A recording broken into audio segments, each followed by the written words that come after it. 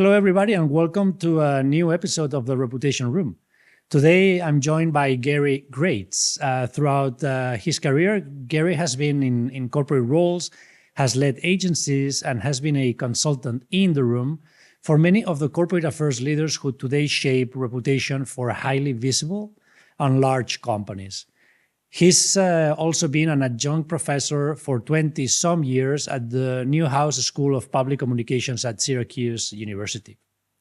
However, as impressive as all that is, my motivation to invite Gary to this podcast is because he, in 2016, coined a concept that inspired me, stuck with me, and followed me throughout my career. Relevance is the new reputation. In my view, an idea that remains relevant today, no pun intended. In my own words, what Gary gave me and all of us was a weapon to push back on one-sided, self-centric corporate speak.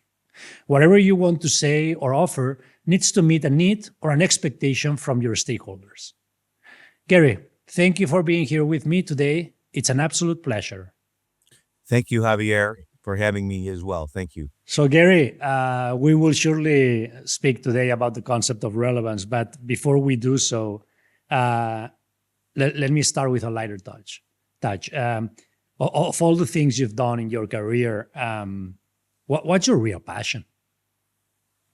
I think of all the things that I've been involved with, Javier, and you know this, we've talked about this a lot during our conversations, helping an organization basically achieve some type of change or transformation, because you're dealing with, thousands of people, you're dealing with competitive positioning, you're dealing with innovation, you're dealing with policies, but mostly you're dealing with helping people believe in the future. And I think that's where communications has such value, particularly in today's, tumultuous environment. But I love corporate transformations. We will go back to that idea. I would like to know more, and I'm sure the audience as well, about specific examples, instances where you were fully involved and leading those moments of change, which actually is also a very relevant idea nowadays, right? I mean, you tell me what industry or one company that is not going through change today, right? That's right. You had a corporate role early in the early 2000s, but you never went back to the in-house world. Tell me more. Why? Well, it's an interesting point, Javier. I had been in the consulting business at that point for about 20 years and enjoyed it immensely. And then I got an opportunity to go to General Motors to oversee corporate communications. And I just I couldn't turn it down. And so I did that for about 8 years. And it was an incredible experience. I reported directly to the CEO. I had access to all the leaders globally in that company. I got to travel. I got to basically redesign the corporate function, particularly in the U.S., where GM had its most significant revenue stream, and its most significant relevance, actually. And then after that, I went back to Edelman at that point, and started a global change management business, which again is my passion. And I've always loved the consulting business, but I always tell my staff and my colleagues and my clients and my students, I think during the course of a career, it's always good to have both in your experience set, work in corporate and then work in agencies, because you get smarter about both of them.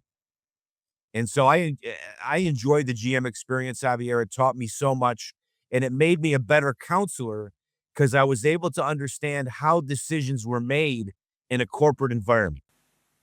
Help me picture, Gary, what redesigning a communications function at a company like GM in the 2000s looked like. What were the challenges? Well, I think the biggest challenge, quite frankly, Javier, was mindset. Everybody comes to work every day and they fit into their little world, their little box. And when I got there, I had no preconceived notions. I didn't know, how stupid I was, or how ignorant I was about things. I just looked at things very practically and objectively. So, I tried to shape the mindset of the organization because they were all talented, smart people. That's the other thing that when you get into a company like GM, you find out that, man, these people are really smart and they're really dedicated and committed. And I remember one of my first instances there, as an example, Javier, is I when I got there, I had one of my staff members say, "Gary, we got a resource problem." And I said, "Really?" I said, Tell me more." Because at that point, there were over 400 people in North America in communications. Oh, wow. So you wouldn't think that you had a resource problem. And they said, "Well, we have like 22 new product announcements coming up. And, we can't staff them all properly like we always would." So the mindset was, you had 22 new product announcements. Everybody gets a certain number of people to help perpetuate that. Hmm. And so my first question back to them was, tell me, of the 22 new product announcements, how many are going to move the needle? Hmm. Meaning, how many are important? And they said three. And I said, we don't have a resource problem. We got a priority problem, Hmm. right? Let's put the best talent we have, the most experience, on those three. And we'll support the other 19, but they won't get the support that they used to get because they don't need it, right? They're not as important to the bottom line. So that's what I mean, Javier, about resource, or about mindset issues. They saw a resource problem, but it was a priority problem. And so when you start to build or redesign a function, you have to start there. You have to start with, what are they actually seeing? How are they viewing things? What are they solving? And so from there, you start to put the pieces in place of where people need to be to help accelerate the business. And that's what we did. And I would go one step farther and add to what you just said, Gary, because I would say that it all starts with what the company, the enterprise strategy is, right? And Yes. probably Yes. if they had asked themselves that same question that you asked them, they would have known, and the answer was in front of them, right? So it's only 3 launches that matter. The only 19, we can support them on a basic level. And that probably was very consistent with the company strategy, right? But sometimes we live in Absolutely. a bubble, in isolation. You need to make that connection and start there with the connection with the enterprise strategy. Yeah, I mean, you and I have talked about this. I always challenge all of us because we're all in this together. But do you see yourself as a communicator doing communications, or do you see yourself as a business person where communications is your most important weapon? Mhm. And if it's the latter, you're always going to be valuable to a company or to an agency Mhm. because you're going to see the world, to your point, through the business's eyes, through the strategy, through the direction, through the intent. Yes. Same page. Let's fast forward to today, Gary. In your view, how has the job of a chief corporate affairs or chief comms officer changed today versus 10 or 15 years ago?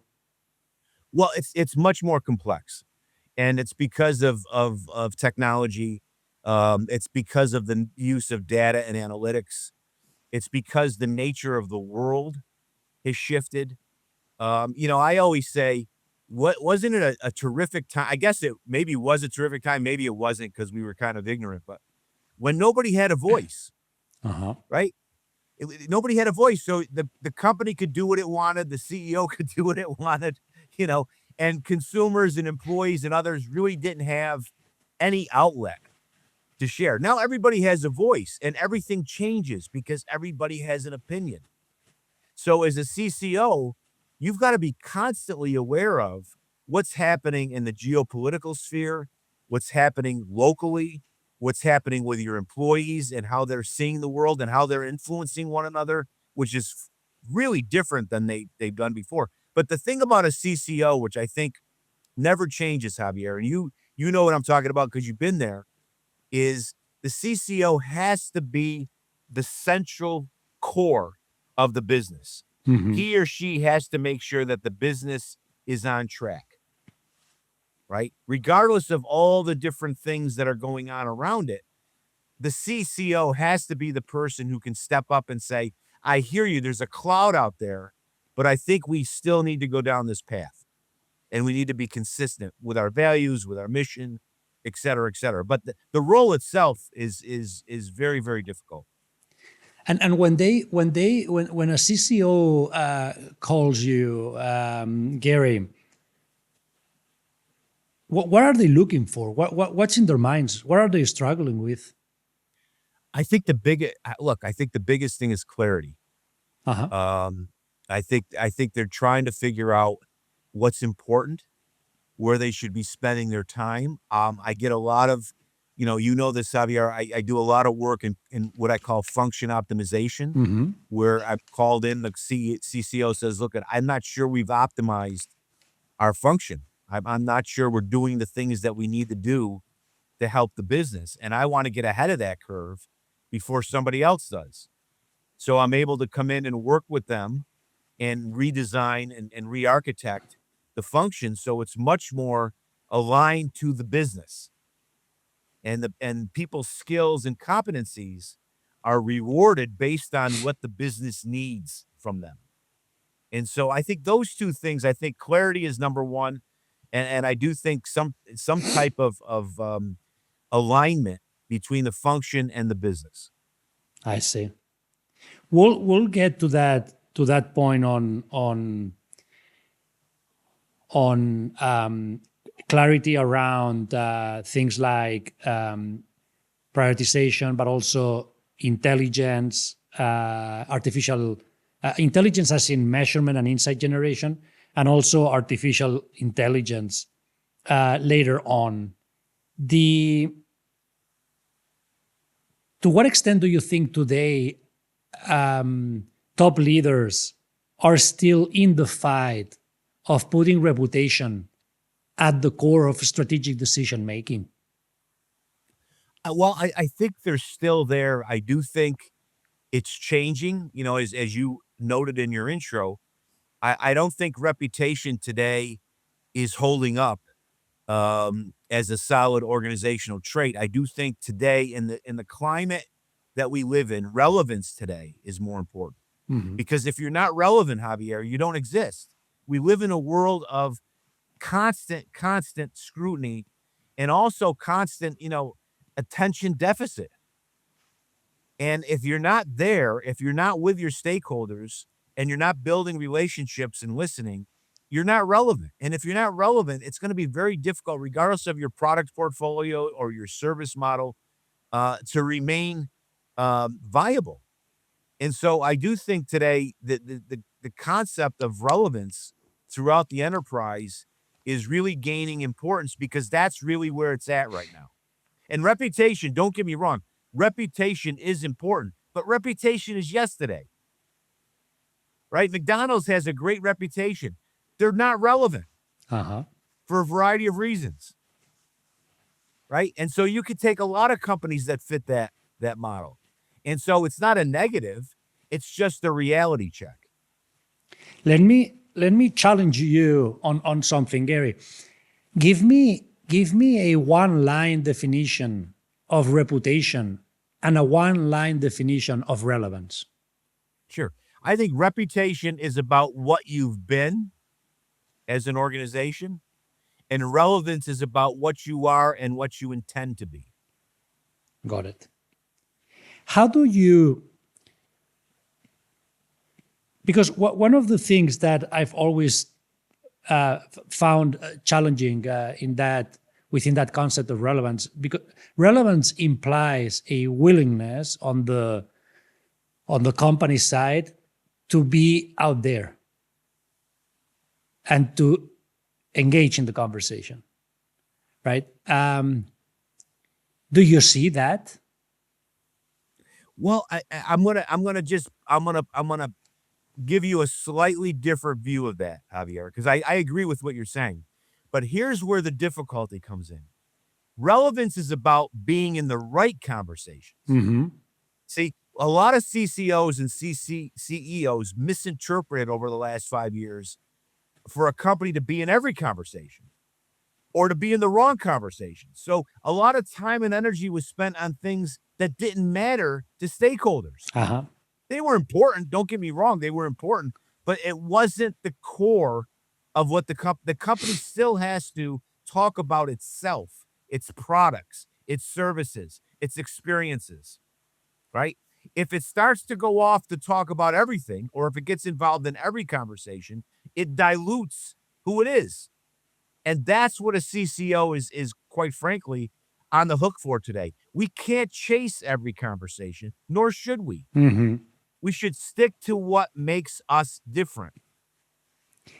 And I think a lot of companies got caught in some of these current societal topics and basically destroyed their equity, their brand equity.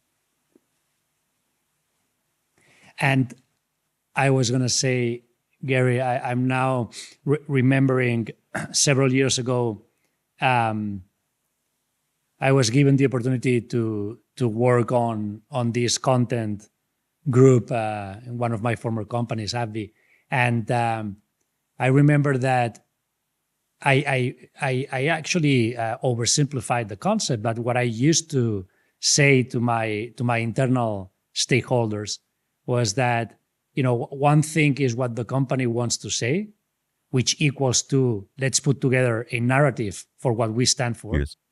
And a Yes. separate thing is what your audience wants to hear.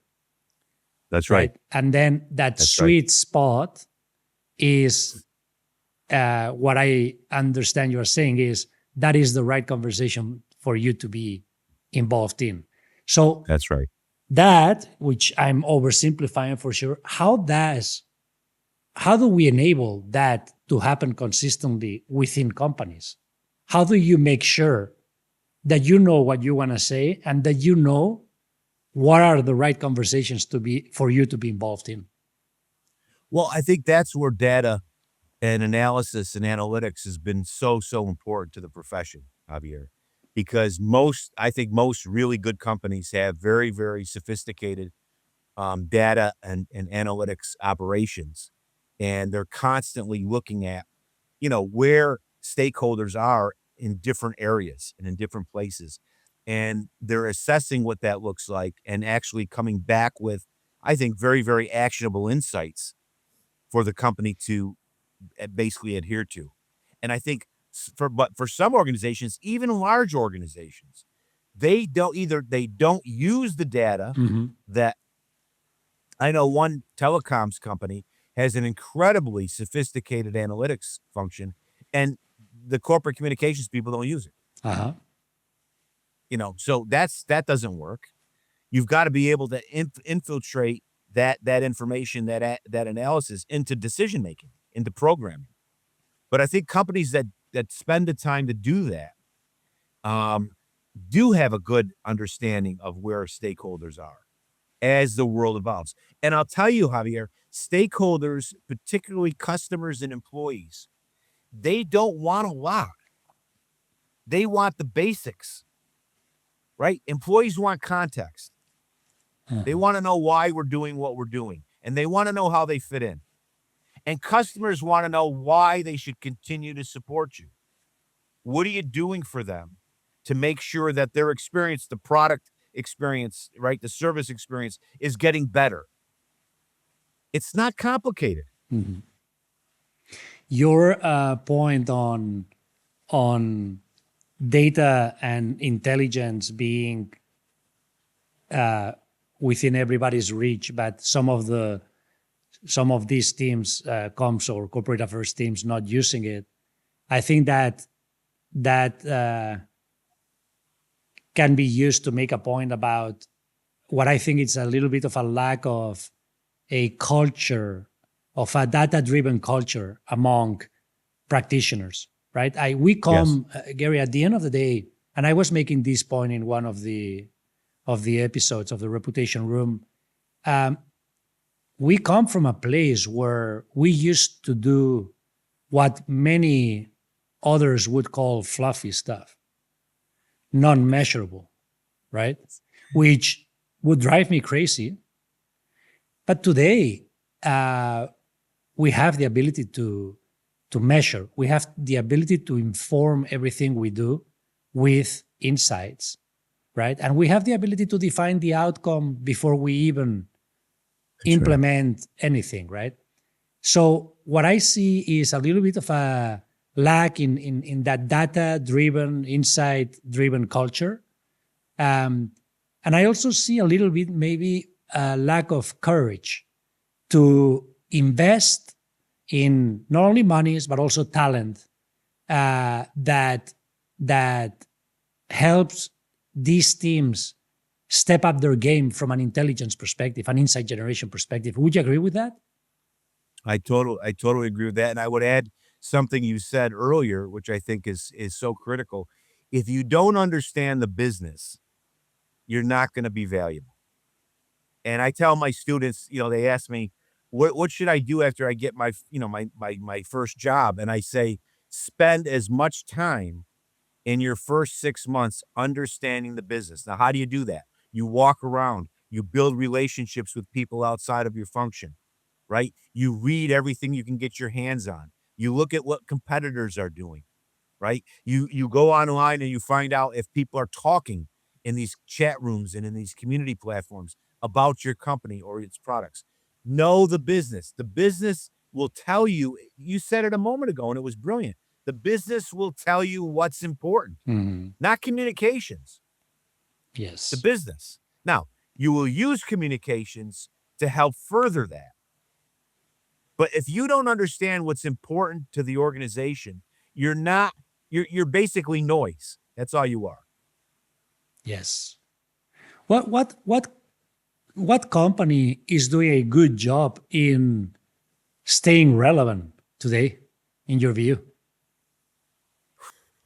Well, that's a tough one. I think from what I'm seeing uh globally, um, there's not a lot that was doing. I would say to you, kind of in an ironic way, for a good part of itself, I think Apple continues to be relevant. Mm-hmm.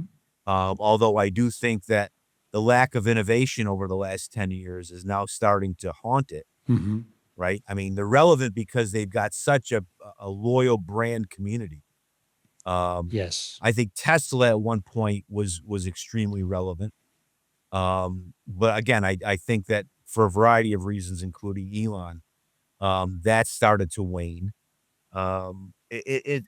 It's tough to point it because I think the thing that every company is trying to tackle today is how do I break through to tell my story? You said it earlier about a narrative, and you're absolutely correct. How do I break through to tell my story? And the most difficult part of that is they first have to make sure internally people believe the story. Mm-hmm. You can't convey it externally if internally your own people don't get it. And I think, so much time now, and I think the right time is being spent on employee communications and employee engagement. Because if you don't, if your workforce isn't behind you, there's not much you can do proactively. There just isn't, Javier. Yes. Yes. And also, um, there has to be a tolerance Yes. to um, a tolerance for stepping into a landmine and being willing to live with the consequences and then keep going, right? Yeah. And that courage. And that was the thing, I wanna harken back to the GM example. That was the thing that really impressed me when I was at General Motors, Javier, is again, the people, from the leadership all the way through the organization and globally, I might add, and then the communication function. These were smart, dedicated, committed people. They wanted to do the right thing, right? And they wanted to believe in what the purpose was. And when you have people like that on your side, there's not much you can't accomplish. And I think one of the things that I'm most proud of during the time there is GM went through an incredible renaissance in its product, Mhm. in its marketing, in its communication. And it's not about me. It's about Mhm. the fact that we had a leader in Rick Wagner at the time who was incredibly focused on what the business needed to achieve. And when you have that synergy between a CEO and a C-suite and the communications function, you can move mountains. Let me shift gears into in your view and your experience. How do CEOs? How well do they understand reputation, and are they walking the talk? Well, I mean, I'm not sure there's a blanket answer I can give. I would say to you that from my experience, reputation for a CEO is only important when there's a crisis, Uh-huh. you know? Right? So when there's a crisis, everybody gets nervous about reputation. They get nervous about, how the organization is being perceived. They get concerned about legacy.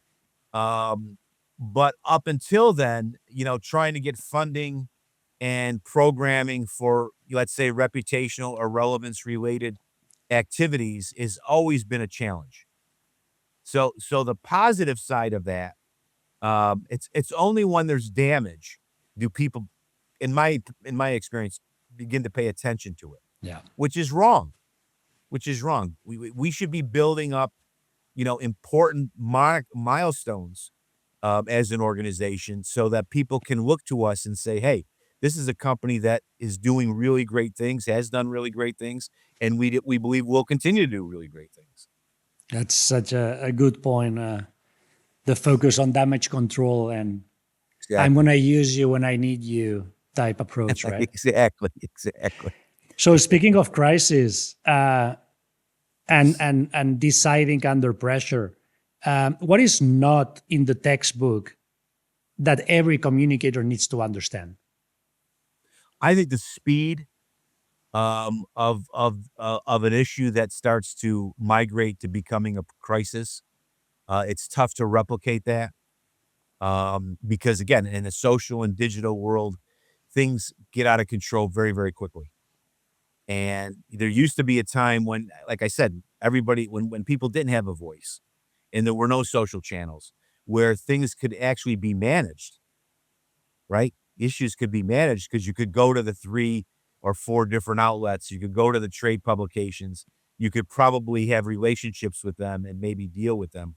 But in today's day and age, you don't have time for any of that. And so I think communications functions, which should either be leading or an integral part of the crisis management system in a company, dealing with the speed of this. Because the reality is, you don't have you have a split second sometimes to deal with something that just happened, Mhm. and as it escalates, you don't have any control, right?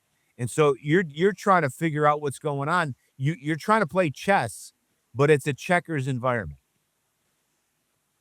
Which puts your judgment at test, right? It's how do you make the best decision possible um, within That's right. well-defined time frame, right? At speed, right? That's right. That's exactly right. And I was going to say the any situations, any crisis or issues where that you've been exposed to uh, that you want to share because you learned something that is not in the textbook. Well, I don't want to I because of my confidentiality Uh-huh. agreements, I can't really Mhm. go into a lot. But what I would say, Javier, is the thing that I learned from a couple of different experiences is you've got to be very, very confident about what you're solving. Uh-huh. Okay. Because you could be, in an emotional event like a crisis, you've got a lot of voices, you've got a lot of egos, right? You've got a lot of people, basically chirping in your ear.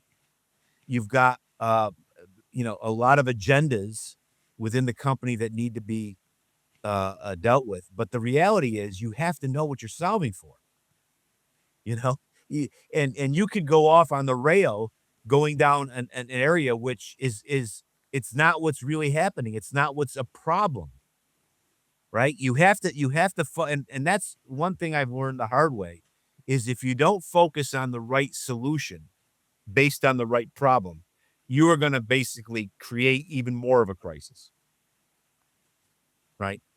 And unfortunately, I've been involved in those things too, where we kind of went down a rabbit hole on something that only exacerbated the problem. Uh-huh. It's always tough, but I love the notion of being confident in what you're solving for when you are under that kind of pressure, especially because it's in those situations when hierarchy kicks in, when egos kick in, right? That's right. That's right. And being disciplined enough and courageous enough to stick to what we are solving for. That's right. Is an art in itself, right? It's an art, man. It's an art. Got it. Good. For word of advice, Gary, for senior leaders out there wanting to make sure that the CEO sees and values the work that is being done. Well, I think here's something not to do, and I unfortunately still talk to many communication leaders about this. This concept of we got to go to them and tell them what we do, and we got to show them our value, and they come up with PowerPoint presentations. That is a waste of time. Uh-huh. If you want to show your CEO the value of communications, then have something smart to say when you have the opportunity. Uh-huh. Whether that's in a meeting, a decision-making apparatus, a crisis situation, an opportunity that's come upon you. The only way to prove your value is to show them, not tell them. And communications people love to tell stuff. Yeah. And unfortunately, that's where I think we get in trouble because nobody wants to hear it. And it's out of context when you go on this dog and pony show and all that. It becomes it lacks the context. It's self-serving, Javier. Mm-hmm. You said it earlier. You made an excellent point. You said, I know what I want to say, or the company wants to say, but I don't know what they're hearing. Right. And so when you go on these dog and pony shows, you know what they hear? They're like sitting there going, why is he telling me or she telling me what he does for a living? I don't have time for this. Exactly. You prove your worth. So that's not the right way to go. No. Totally. And you prove your worth in the day-to-day, in those meetings. In what you're doing. In the room, right? When you are expected to have that business leader hat. Yeah. And have I remember a CEO said to me one time, not too long ago, he invited me into several senior leadership meetings, executive meetings. And when I walked out, I mentioned to him and I said, hey, I just want to thank you for the opportunity to have communications, in the discussion and having me there. And he said, you're not there because of communications. You're there because I like the way you think. And that really resonated with me because what it said was, I was thinking, again, as a communicator and the importance of communications. He was thinking as a business leader, mm-hmm. right? And the importance of commentary and smart commentary. I love that. Not because you are the comms guy, right? Right. Let's talk about the teaching side of your life, Gary. You are exposed then to the new generation, the 18s, 19s, 20, 21, 22-year-olds. What are they worried about? How are they? Well, they're always worried about getting a job. Uh-huh. That's the first worry. What I would say though, and I think I may have mentioned this to you, Javier, offline, but I'm not sure the current generation of practitioners, people like us, are ready for this new generation. Uh-huh. And what I mean by that is they're very smart. They're very curious. They're very empathetic. They're very sincere. Um, they don't suffer fools gladly. They really want to understand how things work. They want to understand why things are the way they are, right? They have an incredible feeling for one another and for society in general.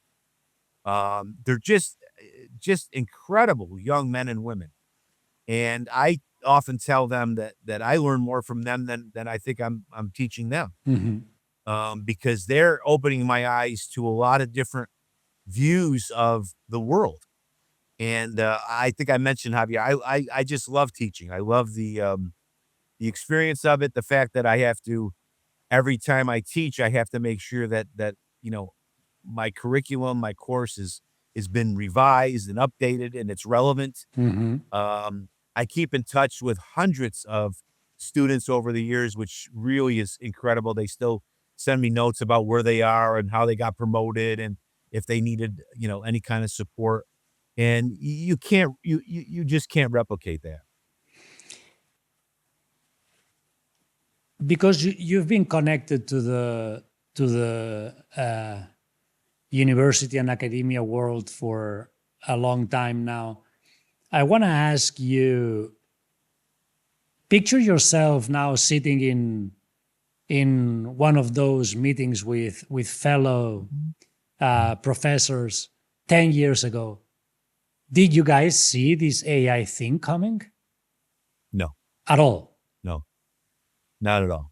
No. And, it's the biggest, as you point out, Javier, it's the biggest topic, it's the biggest subject. It's the biggest disruptor in the industry. And you know what? We still we honestly don't know where it's all going to wind up. What we try to tell the students today is, use it, get comfortable with it. Don't let it become a replacement for how you think Mhm. or how you write. Let it become a complement for that. Because the thing that I worry about, Javier, is in 10 years, all of these writing muscles and thinking muscles and strategic muscles are going to atrophy because we're just going to keep prompting, you know, generative AI with the work. And if that happens, then there will be no work for us. Mhm. And that's real.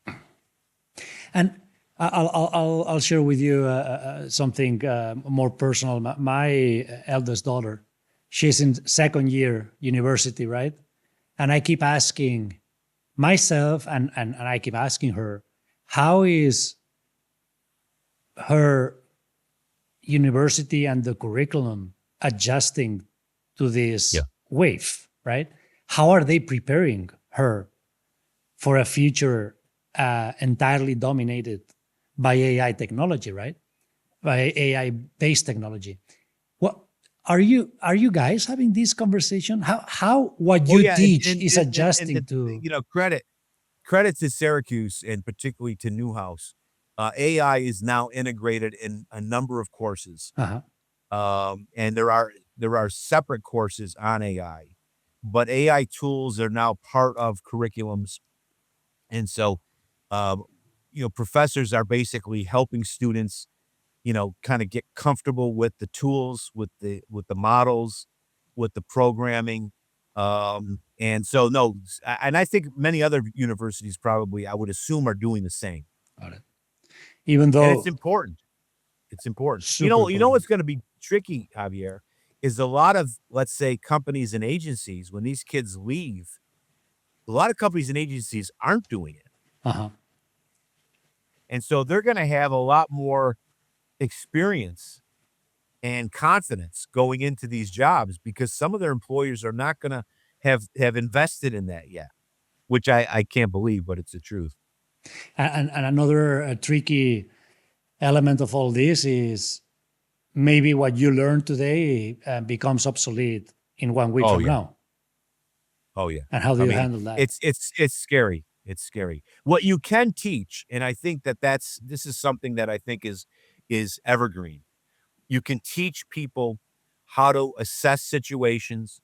You can teach them, as we talked about earlier, what to solve for. We can teach critical thinking. Most of my case studies in my class are about critical thinking, Mhm. about seeing what's not there in front of you and understanding how to address it. Those are skills that I think, and I tell my students at the end of the day, skills are a commodity, right? The only thing that somebody's going to value is going to be basically your point of view, how you think, and that's what you got to work on. Yes. What capabilities are needed today in corporate affairs teams that were unthinkable 5 years ago? Well, look. I think what I just said. I think people are going into corporations and agencies, and they're being asked to deal with strategy early on. Now, when I went Uh-huh. into work, I didn't even smell strategy for the first 5 years. It Execution was and just a execution and right. It was execution. just execution. And now on day one, they're being asked to, whether it's a product strategy or a corporate wide strategy or a service strategy or a talent strategy or HR, whatever it is, they're being asked to basically understand what needs to be done in that regard. So I think the idea of critical thinking skills is probably the biggest opportunity today for these young kids. I think coming in and writing, those are basic, right? We expect that, right? Yes. But these other elements are what's going to get you promoted, and it's gonna what gets you kind of rewarded as your career goes on. And I never thought about that that way. Expecting entry level practitioners to think strategy, because many of the things we used to do, execution or tactic wise, are now much easier, faster, productive using technology. That's right. That's So right. that also probably is reflected on how, in this case, universities are approaching teaching, right? And That's to right. your point, critical thinking, That's right. judgment, analysis, context, rather than That's right. can you write a press release well written, right? Good. I want to talk a little bit about how to establish that chemistry with your CEO, with your board. As a chief comms officer, what are the principles that a top leader should go by in order to build that chemistry and trust? Well, I think I'm not sure there anything uh, that's basically super creative. I think first and foremost, you've got to be yourself with a CEO, right? And what do I mean by that? I mean, he or she has to be able to work with you on a daily basis, and there can't be any errors, or there can't be any formalities. Is there respect? Absolutely. Is there discretion? Absolutely. But you've got to be yourself, and they've got to know, early on, how you think, how you view things. And I think that's incumbent upon the CCO. And the thing about it is, I've always found that the more I listen more than talk with a CEO, Uh-huh. right? I listen more than talk. I constantly trying to pick up vibes about what he or she is thinking, how they're viewing things. Is it consistent from one situation to another? Because that'll tell you a lot too, right? If there's inconsistencies, you have to be able to basically navigate around that. But I think listening, I think um, being yourself, I think having a point of view, acknowledging what that point of view is. I've gone against the grain in a number of different scenarios in that regard. I've done it with discretion and respect, but I've done it when it was not probably in my best interest to. But at the end of the day, that tells your leader, just the kind of person you are and what you believe in. And even if they don't agree with you, and they're not going to all the time, and you're not going to agree with them all the time, they respect it. Mhm. They respect it, and they want you in the room. And I think those are the biggest thing. Those are the biggest things. I think trying to be something you're not. Um, I think is I've never had a CEO ask me if our function won an award in our industry. Nobody cares. CEOs don't care about awards. Hmm. I know our industry goes ape over our awards. Uh-huh. Um, but and that's no disrespect to the people that get recognized, but they don't matter. They Yeah. don't matter. The CEO cares about the business and, quite frankly, the CEO and how he or she is being perceived. Those are important elements, and Yeah. I think you've got to recognize that, and you've got to be honest. If something's not going well, you've got to be able to say, "Hey, look, this is what happened," and you may want to rethink how you did that. Yeah. And And as long as he knows you got your heart's in the right place, that's not a problem. I would agree with that. And that also makes me think of this notion of in the moment feedback, right? And it's a something that has always worked for me is having an ongoing conversation with your key internal stakeholders about how things are going, right? Don't Yeah, wait for the big meeting. If you have something to say it, or find the say it. five Yeah, minutes that are going to make an impact in that CEO for the next occasion, right? that's right. Good. That's So, exactly right. Gary, I have a couple or three more questions before we wrap up. Sure. One is a little bit out of the left field. Uh, any surreal situations you've been involved in that you were like, Oh my God, yes. I mean, and unfortunately, Javier, I can't go into all of them, but yeah, I mean, you get involved in communications. You know this. You get involved in a variety of different, what I would say, difficult, surreal situations where you're having to deal with an executive who may or may not have done something, and you have to basically work with that person and others to basically deal with it mhm, as best you can. There are issues around, where the company may have done something in a different country that they were not aware of, mhm. and so it becomes a very, very uh, uh, uh, sensitive type situation, and you Yeah, have to go in and kind of work through all that. Um, so yeah, I mean, there's a number of different situations that I would characterize as surreal. Um, and none of them are none of them are fun. I know they are not. And Gary, let's go back a couple years when you were 25. Uh, so tell me, what would you tell the 25-year-old Gary, knowing everything you know today? It's a great question, Javier. I think let me just say this: the thing that has served me well, and I would never change, is early in my career. I I worked for a wire and cable company when I got out of college.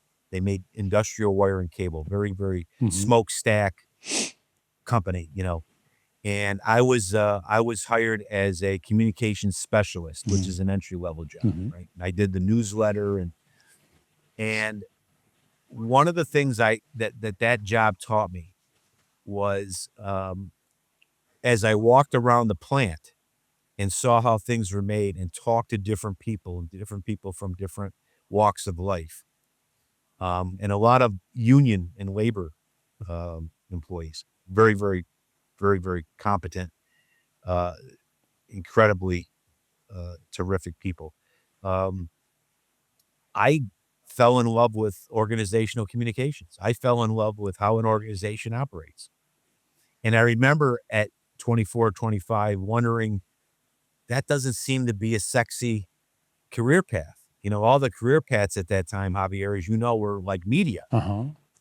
I want to do media. I want to be, and I just, I just went with that because that's what got me up in the morning.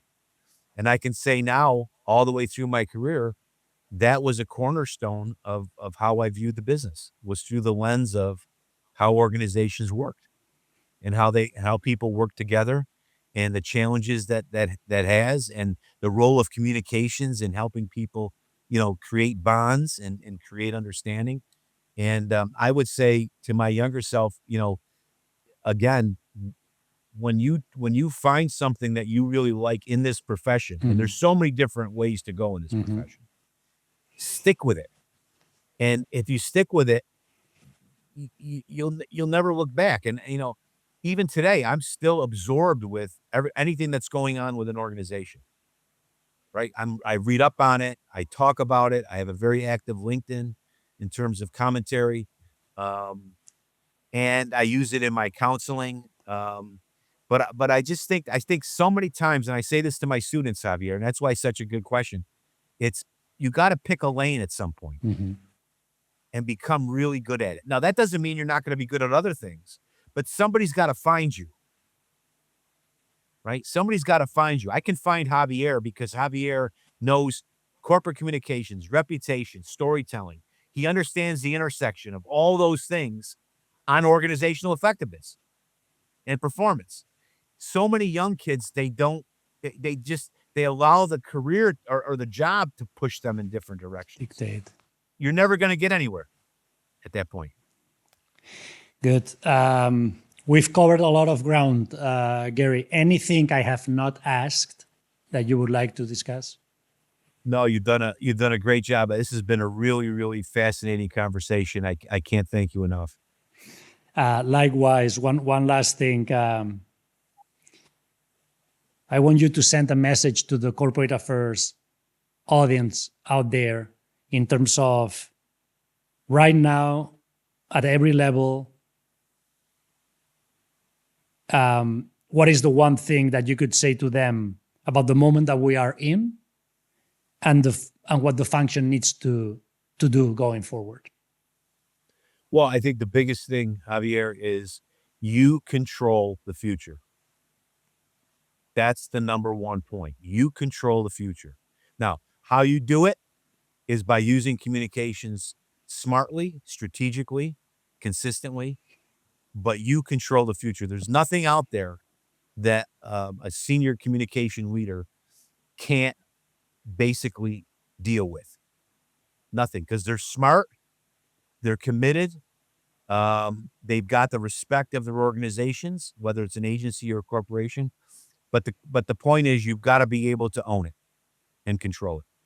You control the future.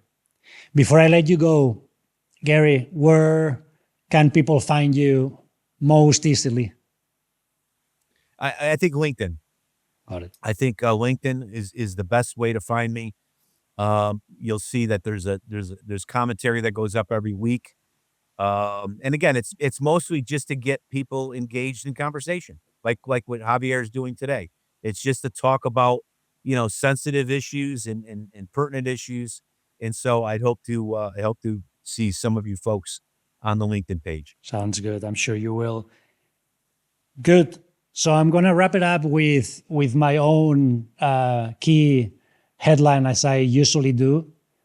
Out of the conversation with Gary Grates, I'm going to steal Gary's words, and I'm going to basically verbalize an ambition for you all in the audience.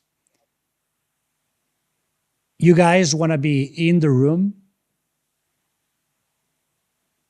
because of the way you think, not because you carry the communications guy label. Gary, thank you so much for your wisdom and for your kindness. And before we go, one last reminder for everybody. If you found value in this conversation, please follow us on Spotify, Apple Podcast, or YouTube, and share it with your network. And also, if you have feedback, I'm always happy to hear it. Thank you, and until the next time.